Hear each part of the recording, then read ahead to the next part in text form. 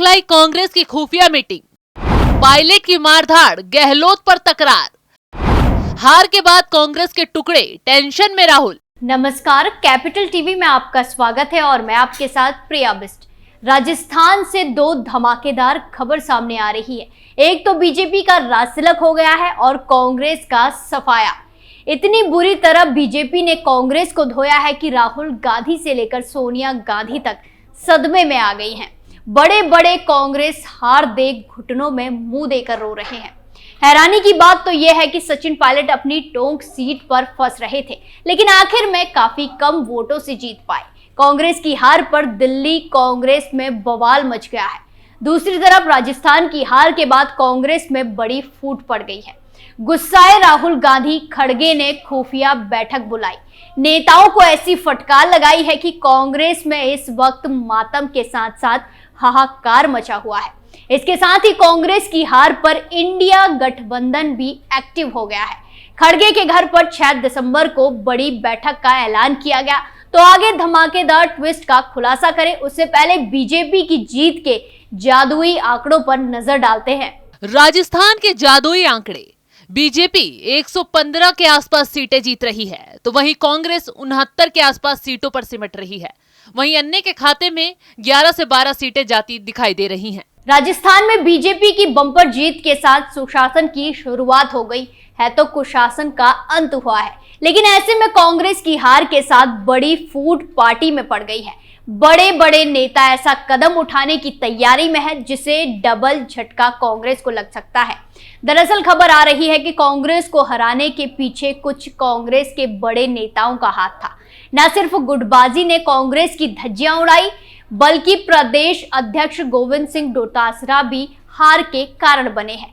कैसे, चलिए आपको बताते हैं। दरअसल पिछली बार जब 100 सीटों के साथ कांग्रेस की जीत हुई थी, तो प्रदेश अध्यक्ष सचिन पायलट थे। पायलट ने कमान संभाली तो कांग्रेस को फायदा हुआ, कुर्सी मिली। लेकिन इस बार कांग्रेस ने पायलट को खदेड़ दिया, उनके साथ गद्दारी की और गोविंद सिंह डोटासरा के हाथ में राजस्थान की बागडोर दे डाली, जिसका नतीजा ये रहा कि कांग्रेस की बुरी हार हुई है। बड़े बड़े कांग्रेस नेता अपनी सीट नहीं बचा पाए, कुर्सी भी गई और कांग्रेस की इज्जत भी लूट गई। और अब तो हार के साथ साथ कांग्रेस के टुकड़े टुकड़े हो गए हैं। आगे के लिए कांग्रेस के सामने खाई खुद गई है और सवाल उठ रहा है कि हारने के बाद कांग्रेस की कमान किसके हाथों में होगी। क्या गहलोत के करीबी डोटासरा के अध्यक्ष में फिर से कांग्रेस 2024 का भी चुनाव लड़ेगी, या फिर बड़ा बदलाव अब देखने को मिलेगा? क्योंकि ये बड़ी मुश्किल कांग्रेस के लिए खड़ी हो चुकी है। अब पायलट खुलकर सामने आएंगे, कांग्रेस को आईना दिखाएंगे। पायलट चाहेंगे कि पूरी तरह से राजस्थान में पार्टी की कमान उनके हाथों में आए। उसके लिए अब खुलकर सामने आएंगे, धमकी भी देंगे और गहलोत के खिलाफ आवाज भी बुलंद करेंगे। क्योंकि गहलोत की चालाकी से इस वक्त आलाकमान काफी नाराज है, क्योंकि सारे दांव ले डूबे हैं। तो ऐसे में उन्हें अब आलाकमान दिल्ली भी नहीं बुलाएंगे और राजस्थान भी उनके हाथों नहीं देने वाले हैं। वैसे तो गहलोत इतनी आसानी से राजस्थान नहीं छोड़ेंगे। अब वो जुगाड़ करेंगे कि उनकी जगह राजस्थान में किसी तरह उनके बेटे वैभव गहलोत को सेट किया जाए। पिछली बार भी लोकसभा चुनाव लड़ने के बाद वैभव को आगे किया जा रहा था, लेकिन किसी वजह से ये भी पॉसिबल नहीं हो पाया। ऐसे में अगर गहलोत की चाल में फिर से आलाकमान फंसा, तो अब पायलट राहुल गांधी की ऐसी धज्जियां उड़ाएंगे कि राहुल गांधी कहीं मुंह दिखाने लायक नहीं बचेंगे। सूत्रों के मुताबिक कहा यह भी जा रहा है कि अब अगर 2024 के लिए कमान पायलट के हाथों में नहीं दी गई, तो वो अलग मोर्चा बनाने के लिए तैयार है। तो ऐसे में सचिन पायलट की पूरी कोशिश होगी कि प्रदेश अध्यक्ष की कमान उन्हें मिले। नहीं मिली तो संग्राम छिड़ेगा, क्योंकि पायलट जानते हैं कि गहलोत राजस्थान में बैठे या दिल्ली आलाकमान में वो संगठन पर कब्जा करने की कोशिश करते रहेंगे। जैसे पिछली बार हुआ, चुनाव से पहले गहलोत दिल्ली में थे, लेकिन जैसे ही चुनाव खत्म हुआ तुरंत राजस्थान लौट गए और सचिन पायलट को साइड कर दिया। लेकिन अब पायलट खुद को साइडलाइन बिल्कुल भी बर्दाश्त नहीं करेंगे। अब चाहेंगे कि वो ही राजस्थान की कमान संभाले और गहलोत के जितने भी लोग उन्हें तंग किया करते थे उनको साइड कर दे।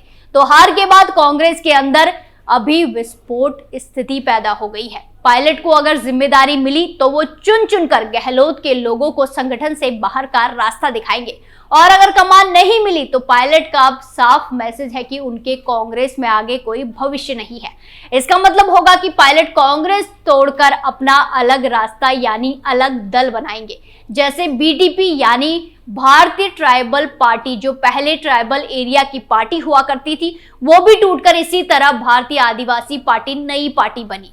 अब उसकी स्थिति काफी अच्छी दिखाई दे रही है। ऐसा ही हाल राजस्थान में कांग्रेस का होने वाला है।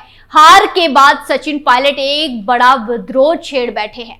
हार से बौखलाए आलाकमान के लिए पायलट ने नई शर्त रखकर नया बखेड़ा खड़ा कर दिया है। इसी के साथ ये भी कहा जा रहा है कि इस बार अगर कांग्रेस को हार मिली है तो वजह आलाकमान की नाकामी भी शामिल है, क्योंकि राजस्थान को लेकर आलाकमान को ओवर कॉन्फिडेंस हो गया था कि वो जीतने वाले हैं।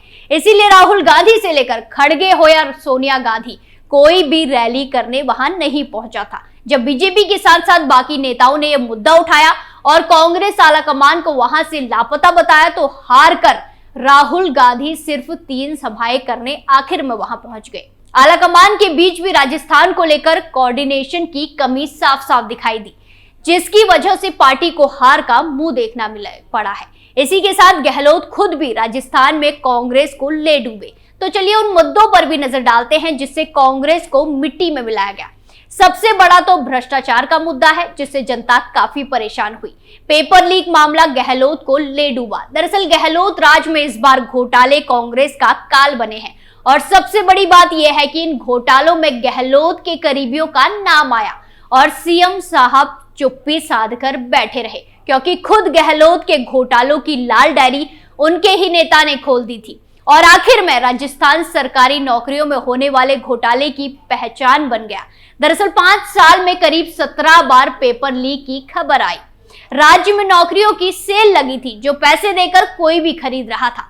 राज्य में पहली बार वोट डालने वाले 18 से 21 साल के युवा वोटर्स की संख्या करीब 66 लाख है। ये वर्ग नौकरियों में भ्रष्टाचार और बार बार हुए पेपर लीक से जरूर दुखी रहा। सबसे दुखद बात यह थी कि दोषियों के खिलाफ एक्शन में सरकार ने जो लापरवाही दिखाई, उससे यही लगा कि सब प्रदेश सरकार की मर्जी से हो रहा है।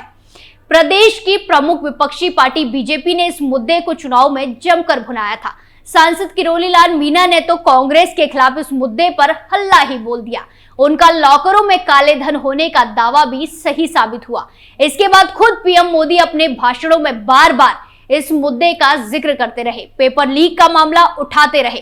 तो ऐसे में अब अगर गहलोत हारे तो युवा वोटर की नाराजगी इसकी सबसे बड़ी वजह बनी है। इसी के साथ अगला मुद्दा है गुज्जर वोट बैंक पर चोट। बीजेपी ने जहां इस बार गुज्जरों का दिल जीता, वहीं दूसरी तरफ कांग्रेस ने गुज्जरों को नुकसान पहुंचाकर अपने पैर पर ही खुद ही कुल्हाड़ी मार ली है। गुज्जरों ने गहलोत और आलाकमान की वजह से पूरी कांग्रेस को धो डाला। नतीजा तो यह भी रहा कि पायलट को भी उनकी सीट में फंसना पड़ा। इसी के साथ कांग्रेस के बागी नेता भी उसके लिए काल बने। दरअसल अपनी अकड़ में खेल रहे अशोक गहलोत ने कांग्रेस के बागी प्रत्याशियों को कभी मनाने की कोशिश ही नहीं की। वो चाहते तो अपने पद प्रतिष्ठा का इस्तेमाल कर उन्हें निर्दलीय चुनाव लड़ने से मना कर सकते थे, पर अशोक गहलोत डबल गेम खेल रहे थे। कहा जा रहा है कि वो खुद चाहते थे कि पार्टी को पूर्ण बहुमत ना मिले, क्योंकि उन्हें यकीन था कि पूर्ण बहुमत आने पर सरकार बनने की चाबी उनके हाथ से निकलकर पार्टी हाईकमान के पास चली जाएगी। गहलोत जानते थे कि पूर्ण बहुमत ना मिलने की पोजीशन में पार्टी के अंदर उनकी पूछ बरकरार रहेगी और किसी तरह जोड़ तोड़कर वो फिर से सीएम बन जाएंगे। यही कारण रहा कि गहलोत ने अपने समर्थक बागियों को नहीं रोका और वो बागी नेता कांग्रेस पार्टी के उम्मीदवारों के खिलाफ ही चुनाव प्रचार करते नजर आए। और गहलोत का ये दाव न सिर्फ उन्हें ले डूबा बल्कि पूरी पार्टी को तबाह कर बैठा है। तो अब हार से कांग्रेस बुरी तरह तबाह हो चुकी है। बस अब पार्टी के अंदर विद्रोह की खबर आने बाकी है। राज तिलक में आज के लिए इतना ही। नए चुनावी मुद्दों के साथ फिर पेश होंगे, तब तक के लिए देखते रहिए कैपिटल टीवी। नमस्कार।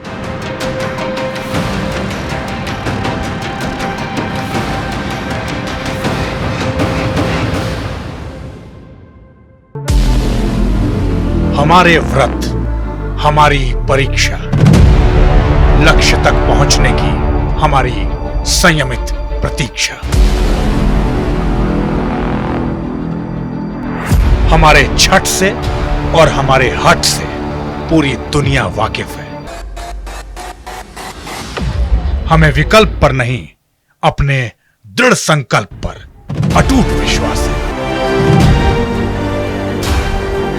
क्योंकि हार हम मानेंगे नहीं और विपरीत परिस्थितियों पर प्रहार हम छोड़ेंगे नहीं जब तक हमारी जीत सुनिश्चित नहीं हो जाती, क्योंकि हम बिहार से हैं।